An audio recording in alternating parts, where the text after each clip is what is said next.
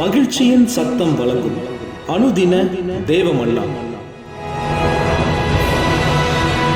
Voice of Joy presents Daily Manna by Reverend A. Benedict.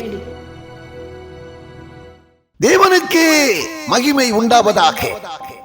இந்த நாளைக்குரிய தேவ மன்னாவாக எரேமியா 51 அதிகாரம் 46 வசனம். உங்கள் இருதயம் துவளாமலும் தேசத்தில் கேட்கப்படும் செய்தியினால் நீங்கள் பயப்படாமலும் இருங்கள். ஒரு வருஷத்திலே ஒரு செய்தி கேட்கப்பட்டு பின்பு மறு வருஷத்திலே வேறு செய்தி கேட்கப்படும். தேசத்திலே கொடுமை உண்டாகும்.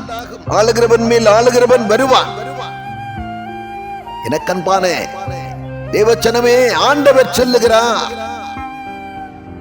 உங்கள் இருதயம் துவளாமலும் தேசத்திலே கேட்கப்படும் செய்தியினால் நீங்கள் பயப்படாமலும் இருங்கள்.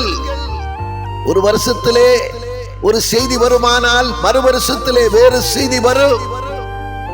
தேவ பிள்ளைகள் கலங்க தேவையில்லை. தேவ பிள்ளைகள் மருள தேவையில்லை. மனம் பதற தேவையில்லை. திகைக்க தேவையில்லை.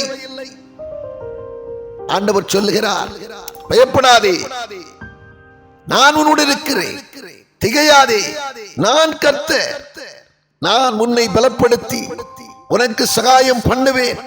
உன்னை என் நீதியின் வலது கரத்தினால் தாங்குவேன் என்று சொன்ன ஆண்டவர் உன்னை பலப்படுத்துகிறவராய் இருக்கிறார். உனக்கு சகாயம் பண்ணுகிறவராய் இருக்கிறார்.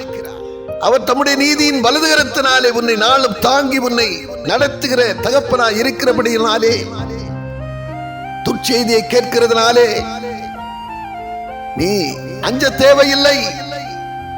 நீ பயப்பட தேவையில்லை.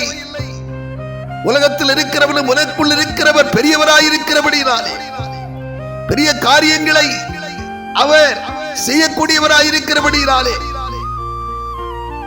நிச்சயமாக துர்ச்செய்தி நீ கேட்டாலும் கூட நீ கலங்காதிரு.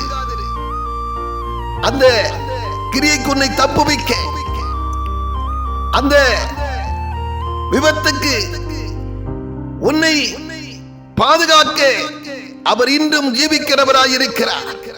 நான் மரித்தேன், ஆனாலும் சதா காலங்களிலும் உயிரோடு இருக்கிறேன் என்று சொன்னவர் இன்னைக்கும் அவர் உயிரோடு இருக்கிறார். உன்னை காக்கும்படியாக, உன்னை ரட்சிக்கும்படியாக, உன்னை விடுவிக்கும்படியாக, உன்னை சகலை கட்டுக்கும் விலைக்கு காக்க வல்லவராயிருக்கிறபடியால் எனக்கு அன்பான தேவச்சனமே, கர்த்தர் எனக்கா யாவையும் செய்து முடிப்பார் என்கிற அந்த சிந்தை உள்ளவர்களாக, நம்பிக்கை உள்ளவர்களாக காணப்படுங்கள்.